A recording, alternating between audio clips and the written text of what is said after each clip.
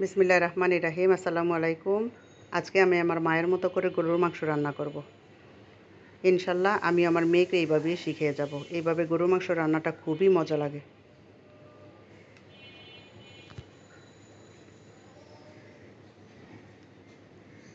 এখন আমি এখানে 1.5 কেজি পরিমাণে গরুর মাংস নিয়েছি, আর এখানে 2 কাপ পেঁয়াজ কুচি নিয়েছি।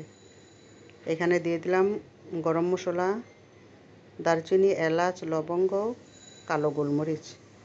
তারপরে দিয়ে দিলাম আদা বাটা, রসুন বাটা, হলুদের গুঁড়া, তারপরে দিয়ে দিলাম জিরার গুঁড়া, আর এখন 1 চা চামচ দিয়ে দিব মরিচের গুঁড়া। এখন পরিমাণ মতো লবণ দিয়ে দিচ্ছি, আর তৈল দিব 1 কাপ। আমাদের হাতগুলি এখন এমন হয়ে গেছে রান্না করতে করতে যে মেজারমেন্ট কাপ আমাদের হাতের কাছে ফেল। এখন আমি মাংসগুলি ভালোভাবে মেখে ম্যারিনেট করে 15 মিনিট পর্যন্ত রেখে দিয়েছিলাম।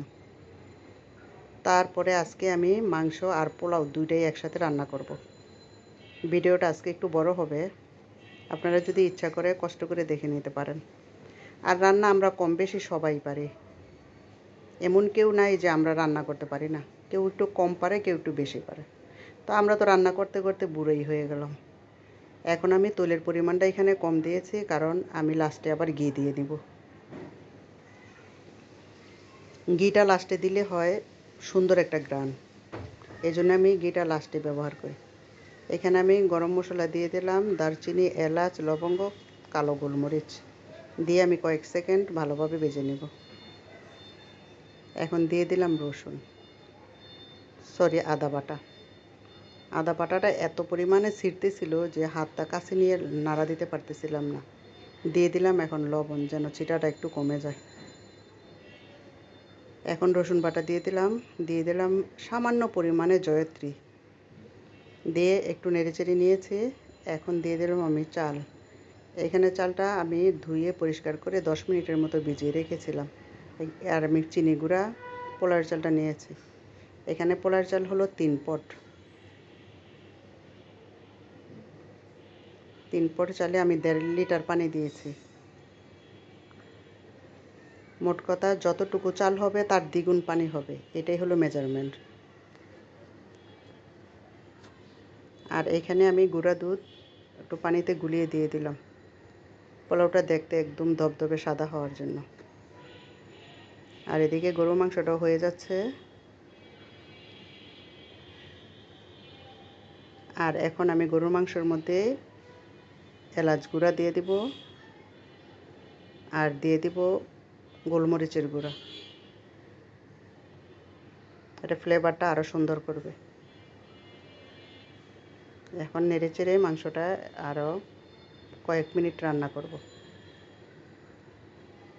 বা কষিয়ে নেব। এখন এদিকে আমার পোলাওটা হয়ে যাচ্ছে।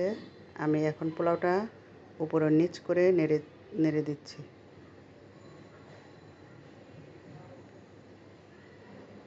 রান্না সহজ যদি করা যায় একটু মন দিয়ে, এটা মনের ব্যাপার, এটা কোনো কষ্টের কিছু না, জটিল কোনো বিষয় না। যত লাইফটাকে সহজ ভাবা যায় ততই লাইফটা সহজ। আমার পোলাওটা আরও কিছুক্ষণ লাগবে সিদ্ধ হতে। কয়েকটা কাঁচামরিচ দিয়ে দিলাম, আর কাঁচামরিচটা শেষের দিকটা দিলে